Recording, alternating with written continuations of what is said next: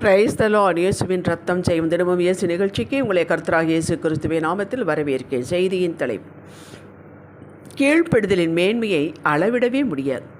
ஆதார வசனம் ரூத் 3:11. இப்போது மகளே, நீ பயப்படாதே, உனக்கு வேண்டியபடியெல்லாம் செய்வேன். கர்த்தரால் ஆசீர்வதிக்கப்பட்ட ஜனமே. இந்த வாக்கியம், இந்த வாக்கு போவாஸ் ரூத்தை பார்த்து பேசினதாகும். நகோமி என்ன கற்றுக் கொடுத்தாலோ அதை அப்படியே பிசகாமல் ரூத் செய்தாள். ரூத் 3:6-11 வரை தயவு செய்து வாசித்து கொள்ளுங்கள். 6வது வசனம் சொல்கிறது, அவள் ரூத் களத்திற்கு போய் தன் மாமி தனக்கு கற்பித்தபடியெல்லாம் செய்தாள். நகோமி பரிசுத்த ஆவியானவருக்கும் ரூத் சபைக்கும் விசுவாசிகளுக்கும் போவாஸ் இயேசு கிறிஸ்துவுக்கும் ஒப்பனையாக பேசப்படுகிறது. ரூத் மோவாபிய ஸ்திரீ. யூதர்கள் இவர்களை சேர்த்து கொள்ள மாட்டார்கள். யூதர்களின் முறைமையை மாமி நகோமிடமிருந்து கேட்டு அறிந்து கொண்டாள். இப்போதுதான் யூதாயாவுக்கு வந்த பின்தான் நடைமுறை வாழ்வில் அவள் காண்கிறாள். யூத குடும்பத்தில் ஒருவன் சந்தானம் இல்லாமல் இருந்துவிட்டால் அவன் குடும்பத்தின் சகோதரர் அல்லது உறவின் முறையின் பங்காளியாக இருப்பவன் தான் சுதந்திரவாளி. அவன் இவனுடைய இறந்தவனின் மனைவியை விவாகம் பண்ணி சந்தானம் உண்டாக்க வேண்டும். ரூத் தானாக தன் யுக்தியின்படி ஏதும் செய்யவில்லை. நகோமி செய்ய சொன்னதில் ஒன்றையும் செய்யாமல் விடவும் இல்லை. போவாஸ் ரூத்தை பார்த்து பாராட்டி, உனக்கு வேண்டியபடியெல்லாம் செய்வேன் என்று வாக்களித்தார். இந்த வாக்கை அப்படியே உங்களை பார்த்து பேசுங்கள். இயேசுவானவர் இப்பொழுது உங்களை பார்த்து சொல்கிறார், உனக்கு வேண்டியபடியெல்லாம் செய்வேன். நான் மறுபடியும் சொல்கிறேன், உனக்கு வேண்டியபடியெல்லாம் செய்வேன். இதில் நீ என்ன மனதில் வேண்டிக் கொண்டிருக்கிறாயோ அதையும் செய்வேன். உனக்கு என்னெல்லாம் தேவையோ அது வேண்டுமென்று நான் குறித்து வைத்திருக்கிறோன்னு அதையும் செய்வேன். அதுதான் உனக்கு வேண்டியபடியெல்லாம் செய்வேன் என்பதாகும். உலகத்தை ஜலப்பிரளயத்தில் அழிக்கும்படி தேவன் முடிவெடுத்தார். நோவாவுக்கு கர்த்தருடைய கண்களில் கிருபை கிடைத்தது. நோவா தன் காலத்தில் இருந்தவர்களுக்குள்ளே நீதிமானும் உத்தமனுமாய் இருந்தான். நோவா தேவனோடு சஞ்சரித்து கொண்டிருந்தான். இது 3 குவாலிஃபிகேஷன் தான் அவனுக்கு. தேவனோடு சஞ்சரித்து கொண்டிருந்தான், நீதிமானாயிருந்தான், உத்தமனாயிருந்தான். மொத்தத்தில் சொல்லப்போனால் அந்த ஆத்துமா கீழ்ப்படியக்கூடிய பக்குவத்தில் இருந்தது. தேவன் நோவாவிடம், நீ கொப்பேர் மரத்தால் உனக்கு ஒரு பிழை உண்டாக்கும் என்று சொல்லி அது எப்படி, எந்த அளவு, என்னென்ன போட வேண்டும் என்று சகலத்தையும் காட்டினார், சொன்னார். தேவன் தனக்கு கட்டளையிட்டபடியெல்லாம் அவன் செய்து முடித்தான் என்று வேதம் சொல்கிறது. ஆதியாகமம் 6:8, 9, 14, 22 வசனங்கள். அவன் இது எப்படி, ஏன் என்று எதையும் கேட்கவில்லை. மழையை பார்த்ததும் இல்லை, இதுவரையிலும் கடலும் இவர்களுக்கு அருகில் இல்லை. லாஜிக்கை தேடவும் இல்லை, யோசிக்கவும் இல்லை. இப்படி ஆத்துமாத்தானங்க அவர் எதிர்பார்க்கிறார். ஏன், எதுக்கு, எப்படி என்பது கேட்பதற்கு அவர் அப்படி விரும்பவில்லை. யதார்த்தமாக குழந்தையை போல் இருக்கிற ஆத்துமாவைத்தான் அவர் எதிர்பார்க்கிறார். இதுதான் உத்தமமாய் நடப்பது. கர்த்தர் நோவாவை நோக்கி, நீயும் உன் வீட்டார் அனைவரும் பேழைக்குள் பிரவேசியுங்கள். பூமியின் மீதெங்கும் வித்தை உயிரோடே காக்கும் பொருட்டு சகல மிருகங்கள், பறவைகள் இவைகளில் சுத்தமானதில் ஆணும் பெண்ணுமாக எவ்வேறு ஜோடும், சுத்தம் இல்லாதவற்றில் ஆணும் பெண்ணுமாக ஒவ்வொரு ஜோடும் சேர்த்துக்கொள் என்றார். சேர்த்துக்கொள் என்று தான் சொன்னார். நீ போய் செலக்ட் பண்ணி சொல்லவில்லை, அவரே அனுப்பினார். நமக்கு அந்த ஆத்துமா கீழ்ப்படிதலோடு இருந்தால் போதும், சகலத்தை அவரே செய்வார். நோவா தனக்கு கட்டளையிட்டபடியெல்லாம் செய்தான். ஆதியாகமம் 7:1-5 வரை. இதுதாங்க உத்தமமாக நடப்பது. 40 நாட்கள் இரவும் பகலும் பூமியின் மேல் பெரும் மழை பெய்தது. ஜலம் பூமியின் மேல் 150 நாட்கள் மிகவும் பிரவாகித்து கொண்டிருந்தது. தேவன் நோவாவையும் சகல மிருகங்களை நினைத்திருந்தார். அந்த பேழை மிதந்து கொண்டிருந்தது. பூமியின் மேல் காற்றை வீச பண்ணினார், ஜலம் அமர்ந்தது. பேழையை விட்டு புறப்பட பண்ணினார். பூமியின் மேல் பழுகி பெருக கடவுது என்றார், ஆசீர்வதித்தார். இது தேவனின் திட்டம். அவர் வேண்டியதையெல்லாம் செய்து முடித்தார். அவர் விரும்பினதை செய்து முடித்தார். தன் வேலையை செய்து முடிக்க ஒரு நீதிமானை, நோவாவை தேர்ந்தெடுத்தார். அப்படித்தாங்க அவர் இந்த பூமியிலே தன் வேலையை செய்து முடிக்க இந்த நோவாக்களாகிய, இந்த நீதிமான்களாகிய, இந்த உத்தமர்களாகிய உங்களை எங்களை தேர்ந்தெடுத்திருக்கிறார். அவன் கீழ்ப்படிந்தான், அவ்வளவுதாங்க. தேவனுடைய வேலை எளிதாக முடிந்தது. நோவாவோடு ஒரு உடன்படிக்கை ஏற்படுத்தினார். பூமியில் சகலத்தோடு ஒரு உடன்படிக்கை ஏற்படுத்தினார். அதற்கு அடையாளமாக வானவெள்ளி மேகத்தில் வைத்தார். ஜல பிரளயத்தால் இனி உலகத்தை அழிக்க மாட்டேன் என்று. இங்கே வெளிப்படுத்தப்படுகிற சத்தியம் என்னவென்றால், நமக்கு புரிகிறதோ இல்லையோ,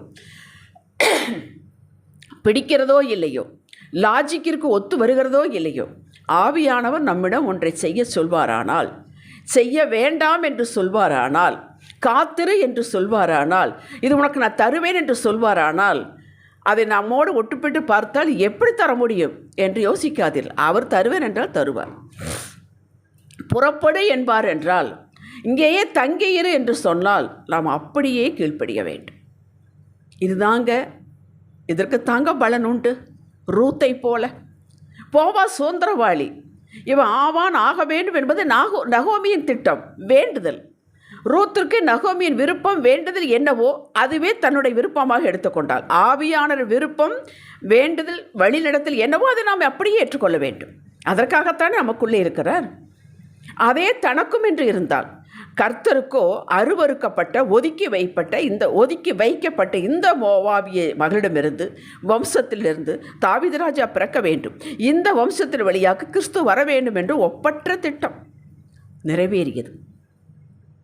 அவளுடைய வம்சம், அட்ரஸ் எல்லாம் மாறியது. அப்படித்தாங்க நமக்கும் மாறும். நாம் கீழ்ப்படிந்திருந்தால் போதும். நம்மை பார்த்து இவர்கள் கடன்காரர்கள், இவர்கள் ஒன்றுக்கு லாயக்கில்லை, குட் ஃபார் நத்திங், இப்படியெல்லாம் சொன்னது சகலமும் மாறுமுங்க. கொஞ்ச காலம் கீழ்ப்படிந்து கொண்டே வருவோம். ஈசாக்கை பற்றி ஒன்று சொல்லுகிறேன். ஈசாக்கிற்கு ஆண்டவர் சொன்னார், ஆதியாகமம் 26ஆம் அதிகாரம் 1-2 வசனங்களை வாசித்து பாருங்கள். பஞ்சம், அவர்களுக்கு என்ன தெரியும்? ஆடு மேய்க்கிற தொழில் தான் தெரியும். சரி, எகிப்திற்கு போகலாம் என்று நினைத்தான். கர்த்தர் அவனை போக வேண்டாம், எகிப்திற்கு போக வேண்டாம், அந்த பெலிஸ்தீனின் பகுதியான கேராரிலே தங்கியிரு என்றார். மழை இல்லை, வறட்சி. இது எப்படி? ஒன்றுமே இல்லை, இங்கே இரு என்று சொல்கிறாரே. ஆடு மேய்க்கும் தொழில் தான் அவனுக்கு தெரியும், அதுக்கும் வழி இல்லை. ஆனால் கர்த்தர் போக வேண்டாம் என்கிறாரே, உன்னை நான் ஆசீர்வதிப்பேன் என்கிறாரே. கீழ்ப்படிந்தான். அது ஒன்றுதானே அவர்களுக்கு. ஆதியிலிருந்து கீழ்ப்படித்தான். அந்த வறட்சியிலே விதைத்தான். கர்த்தர் அவனை ஆசீர்வதித்தான், 100 மடங்கு பலன் பெற்றான் என்று பார்க்கிறோம். ஹல்லேலூயா. அவ்வளவுதாங்க. நம்முடைய ஞானம் அவசியமில்லை. ஞானத்தை நம்ம கொடுப்பார். ஏது எவ்வளவு எப்போ தேவையோ அதை அவர் நிரப்புவார். நிரப்பி நம்மை பயன்படுத்துவார். நாம் அதை யோசிக்க வேண்டியதில்லை, கவலைப்பட வேண்டியதில்லை. அவர் கரத்தில் இருந்தால் போதும். வேதம் பாடுகள் முழுவதும் நீதிமான்களை இருந்தாலும் அவர்களை ஒரு நாளும் இந்த பாடுகளோடவே அவர் அழைத்து கொள்ளவில்லை. ஞானிகளை 1 கொரிந்தியர் 27-28 வாசியங்கள், உங்களுக்கு தெரிந்த வசனம்தான். ஞானிகளை வெட்கப்படுத்தும்படி பைத்தியமானவர்களை தெரிந்து கொண்டார், பலமுள்ளவர்களை வெட்கப்படுத்தும்படி பலவீனமானவர்களை தெரிந்து கொண்டார், உள்ளவர்களை அவமாக்கும்படி இல்லாதவர்களையும் அற்பமாய் எண்ணப்பட்டவர்களையும் தெரிந்து கொண்டார். ஏன் அப்படி செலக்ட் பண்ணுறார்? ஒருவனுக்கு பெருமை வரக்கூடாது. என்னால் முடிந்தது, நானாக்கு செய்தேன், இதை அவர் ஏற்றுக்கொள்வதே இல்லை. தம் கையில் இருந்தால் போதும், உலகத்தை ஜெயிக்க வைப்பார். சின்ன தாவீதை கொண்டு அந்த படை, அவ்வளோ படை, இஸ்ரவேல் படை ஒதுங்கி போனதே, அதை வைத்து அவனுக்கு கோலியாத்தை அடிக்கவில்லையா ஆண்டவர்? அப்படி உங்களை கொண்டு அவர் பெரிய காரியம் செய்ய திட்டமிட்டிருக்கிறார். அவர் வேண்டியதையும் செய்வார், உங்களுக்கு வேண்டியதையும் செய்வார். தேவ திட்டம் நிறைவேற்ற அர்ப்பணம் உள்ளவர்களாகியும் கீழ்ப்படிதல் உள்ளவர்களாக இருந்தால் போதும், அவர்களைத்தான் தெரிந்தெடுக்கிறார். அவர் சாதாரண ஒரு அருகம்புல்லை கொண்டு கூட ஆயுதமாக்க முடியும். கழுதையின் பச்சை தாடை எலும்பை கொண்டு ஆவியால் நிரப்பப்பட்ட சிம்சோன் 1000 பெலிஸ்தரை கொன்று குவித்தான். அப்போ காஞ்சி போன தாடையாவது கொஞ்சம் இரும்பு மாதிரி கல் மாதிரி இருக்கும், பச்சை தாடை தொடக்குன்னு ஒடிச்சு போயிடும். அதை வைத்து செய்தார். முடியாது என்று சொல்வதை வைத்து முடிக்க செய்வது தான் கர்த்தருடையது. அதுதான் கர்த்தர். சங்கீதம் 20ஆம் அதிகாரத்தில் 9 வசனங்கள் இருக்கிற 4, 5, 6 ரொம்ப முக்கியமான எல்லாம் 9 வசனங்களை பார்த்தீர்கள் என்றால் நம்மை அவர் எப்படி ஆசீர்வதிக்கிறார் என்று சொல்லப்படுகிறது. நான் அதை சுருக்கத்தை மட்டும் உங்களுக்கு நான் கொடுக்கிறேன். ஆதரிப்பாராக.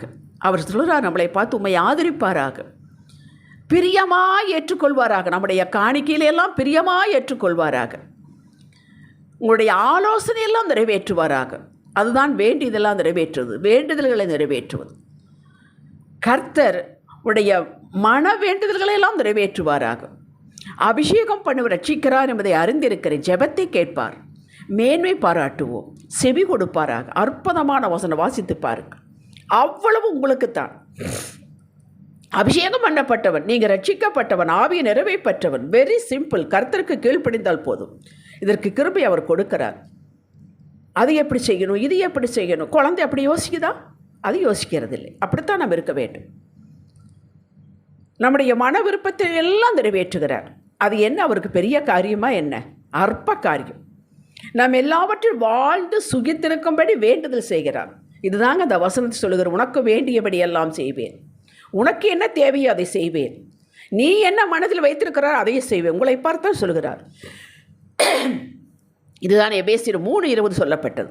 நாம் வேண்டிக் கொள்வதற்கு நினைப்பதற்கும் மிகவும் அதிகமாய் செய்ய அவர் வல்லவர். நியாயாதிபதிகள் 6ஆம் அதிகாரம் உங்களுக்கு தெரிந்துதான். கிதியோன் கோதுமை களத்தில் போரடித்துக் கொண்டிருந்தார். கர்த்தர் கட்டளையிட்டார், மீதியான்களை எல்லாம் ஜெயிப்பதற்காக உன்னை நான் தெரிந்தெடுத்தேன், நீ போ என்று. ஐயோ, நான் சின்ன குடும்பத்தான், பென்யமீன் கோத்திரத்தான், ஒன்றுமே எனக்கு தெரியாது என்று சொன்னான். அவர் விடவில்லை. எனக்கு இப்படிப்பட்ட ஆள் தான் வேண்டும் என்று எடுத்தார். எனக்கு பலன் இல்லை என்றார். அதை நான் பார்த்து, உன்னுடைய பலத்தோட போ, அதை நான் பார்த்துக்கிறேன் என்றார். அனுப்புகிறது நான் அல்லவா?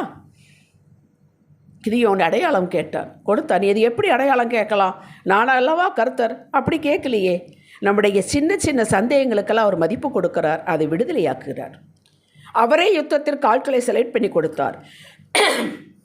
யுத்த முறையும் சொல்லிக் கொடுத்தார். வெறும் 300 பேர்களை கொண்டு மணலத்தையான மீதியான்களுக்கு முறியடிக்க வைத்தார். கிதியோனை நியாயாதிபதியாய் ஆக்கினார். அவன் நினைச்சானா நாம் நியாயாதிபதி ஆக வேண்டும்? இல்லைங்க. அப்படித்தாங்க. எந்த நேரத்தில் எது ஆண்டவர் செய்வார்னு நமக்கு தெரியாது. நம்ம குழந்தையை போல கீழ்ப்படுதல் மனதோடு இருந்தால் போதும். இன்றைக்கி என்ன சொல்கிறாரோ அதை நான் செய்தேன். நாளைக்கு என்ன சொல்கிறாரோ அதை செய்வேன். கீழ்ப்படுத்தி நடக்கும்போது நம் சந்தேகங்களை அவர் புறக்கணிப்பதில்லை, மட்டுப்படுத்துவதில்லை. நீ எப்படி கேட்கலாம் சொல்லுவதே இல்லை. அன்பர்களே, இன்றைக்கு ஆவியானவர் என்ன உங்களுக்கு உணர்த்துகிறாரோ கீழ்ப்படிங்க. இன்றைக்கு கீழ்ப்படிந்தால்தான் நாளைக்கு பேசுவார். உங்களை உயர்த்தி மேன்மைப்படுத்துவார், பேசிக்கொண்டே இருப்பார், உணர்த்தி கொண்டே இருப்பார். அவர் ஓய மாட்டார். அவருடைய வேலை செய்து முடிக்கும் வரை அவர் ஓய மாட்டார். ஜெபிக்கலாம். தகப்பனே, உமது உணர்த்துதலுக்கு கீழ்ப்படிந்து நடக்க விரும்புகிறோம், அர்ப்பணிக்கிறோம். அடியாள் புரிந்து கொண்டு நடக்க கிருபைத்தார். என்னுடைய விஷயத்தில் பொறுமையாயிரும். இயேசுவே நாமத்தில் பிதாவே. இன்றைய சிந்தனைக்கு தினமும் ஆவியான உணர்த்துதலுக்கு கீழ்ப்படிந்து நடப்பேன்.